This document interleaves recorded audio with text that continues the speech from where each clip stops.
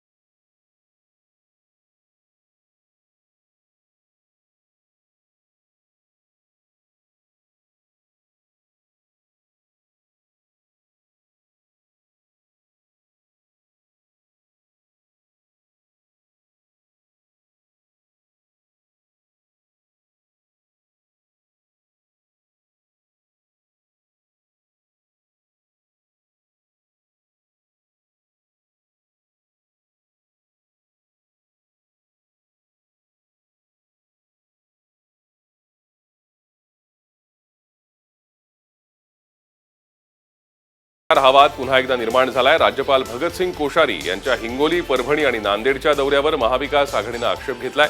राज्यपाल हे उत्तराखंडचे मुख्यमंत्री नाहीत तर ते राज्यपाल आहेत हे त्यांनी समजून घ्यावं असा टोला नवाब मलिक यांनी लगावलाय।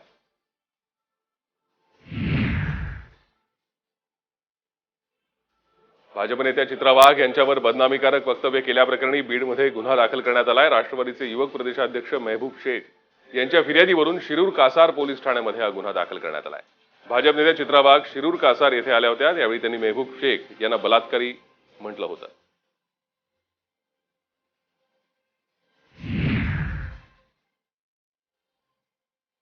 शेगावातल्या संत गजानन महाराज संस्थानचे व्यवस्थापकीय विश्वस्त शिवशंकर पाटील यांची प्रकृती चिंताजनक असल्याची माहिती मिळते। त्यांना हृदयविकाराचा झटका आलाय। सध्या त्यांच्यावर शेगाव येथील घरी उपचार सुरू आहेत।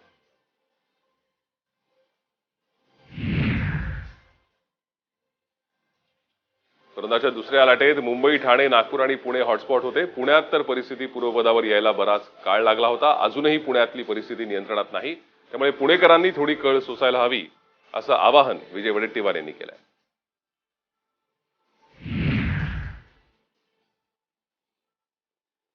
कोरोनाच्या संकटामध्ये कोल्हापुरातल्या तरुणाईचा बेजबाबदारपणा समोर आला। एकीकडे महापुरातून अद्याप शहर सावरलेलं नाही तर दुसरीकडे डॉल्बीच्या ठेक्यावर तरुणाई थिरकल्याचा व्हिडिओ समोर आलाय। टँकरच्या पाण्यावर रेन डान्स करणाऱ्या तरुणांवर चहूबाजूनं टीका होतीये।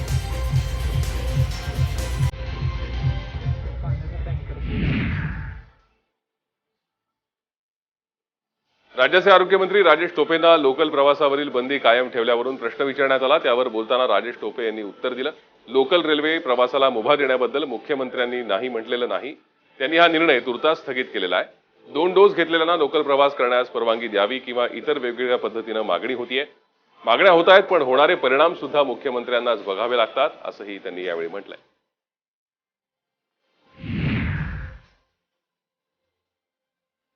मुंबईला एक न्याय आणि पुण्याला वेगळा न्याय का असा प्रश्न मुरलीधर मोहोळ यांनी ट्विटरवरून विचारलाय। मोहोळ यांनी या नव्या आदेशांमध्ये पुण्यातील निर्बंध कायम ठेवल्याबद्दल नाराजी व्यक्त केली आहे। पुणे शहराचा पॉझिटिव्हिटी रेट आता 4% आत असतानाही लेव्हल 3 चे निर्बंध कायम ठेवणं हा पुणेकरांवर अन्याय आहे।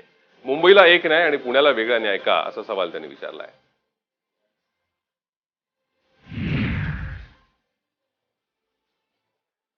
कोरोनाच्या संभाव्य तिसऱ्या लाटेची तीव्रता कमी करण्यासाठी आवश्यक उपाययोजना राबवण्याकडे आणि त्या दृष्टीने आरोग्य सुविधा निर्माण करण्याकडे महापालिका आयुक्त अभिजित बांगर बारकाईने लक्ष ठेवून आहे।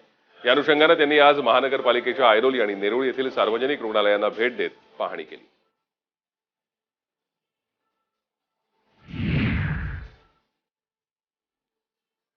लस घेतल्यानंतरही नागरिकांनी घरीच बसायचं असेल तर लसीकरणाला अर्थ काय अशी टिप्पणी करत वकिलांसह सर्वसामान्यांना लोकल प्रवास नाकारणाऱ्या राज्य सरकारच्या भूमिकेबाबत उच्च न्यायालयानं सोमवारी प्रश्न उपस्थित केला।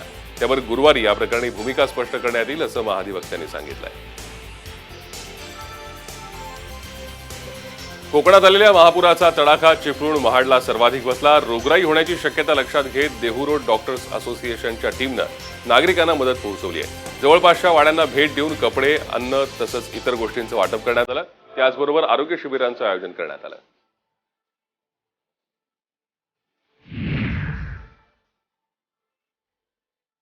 हिंगोली जिल्ह्यात डेंग्यूनं थैमान घातलंय। अनेक ठिकाणी पावसाचं पाणी साचलंय, त्यामुळे डेंग्यूचा प्रादुर्भाव वाढतोय।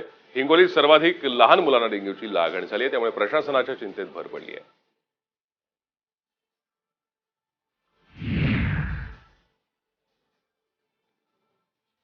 नवी मुंबईतल्या वाशी कोविड सेंटरच्या पायऱ्यांवर सेनेचा पक्षप्रवेश पार पडला। वाशी येथील सिडको एक्झिबिशन सेंटरमधील कोविड सेंटरमधला हा प्रकार आहे। शिवसेनेतर्फे पक्षप्रवेश कार्यक्रम घेण्यात आल्यानं सर्वांनीच आश्चर्य व्यक्त केलंय।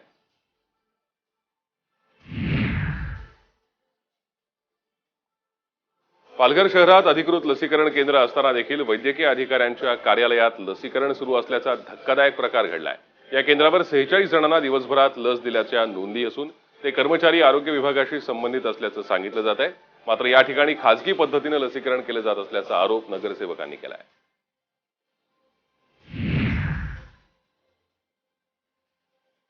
राज्य शासनाच्या नियमांप्रमाणे नंदुरबार जिल्ह्यात पुढील आदेशापर्यंत सर्व आस्थापनं रात्री 8 पर्यंत सुरू ठेवण्याची मुभा देण्यात आली आहे। मात्र या वेळात कोरोना प्रतिबंधात्मक नियमांचं काटेकोर पालन करण्याचं आवाहन जिल्हाधिकाऱ्यांनी केलं आहे।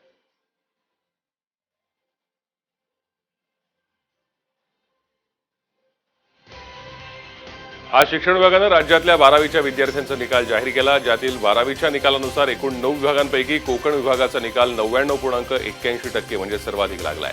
त्यापाठोपाठ मुंबई, पुणे, कोल्हापूर, लातूर, नागपूर, नाशिक, अमरावती आणि औरंगाबाद या विभागाचा क्रमांक लागतोय।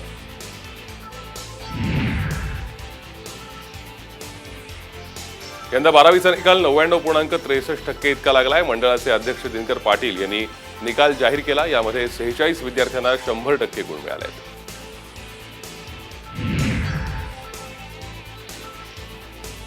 झूम ॲपवर ऑनलाईन शिक्षणाचा क्लास सुरू असताना अचानक पॉर्न व्हिडिओ सुरू झाल्याचा धक्कादायक प्रकार समोर आलाय। खेड तालुक्यातल्या राजगुरुनगरमधील KTS या इंग्रजी माध्यमाच्या शाळेत हा धक्कादायक प्रकार घडलाय। या प्रकारामुळे विद्यार्थी आणि पालकांनी संताप व्यक्त केलाय।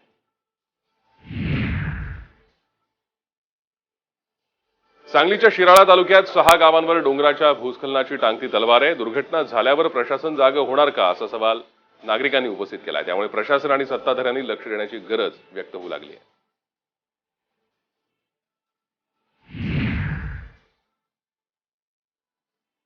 कराडमध्ये पुरानंतर आता पाणी ओसरायला सुरुवात झाली आहे। मात्र परिसरात मगरींची दहशत निर्माण झाली आहे। मालखेड परिसरात कृष्णा नदीकाठच्या शेतात काम करणाऱ्या एका शेतकऱ्याला मगर दिसली। पाण्याच्या टाकीजवळ ही मगर असल्याचं शेतकऱ्यानं पाहिलं, त्यामुळे परिसरात भीतीचं वातावरण आहे।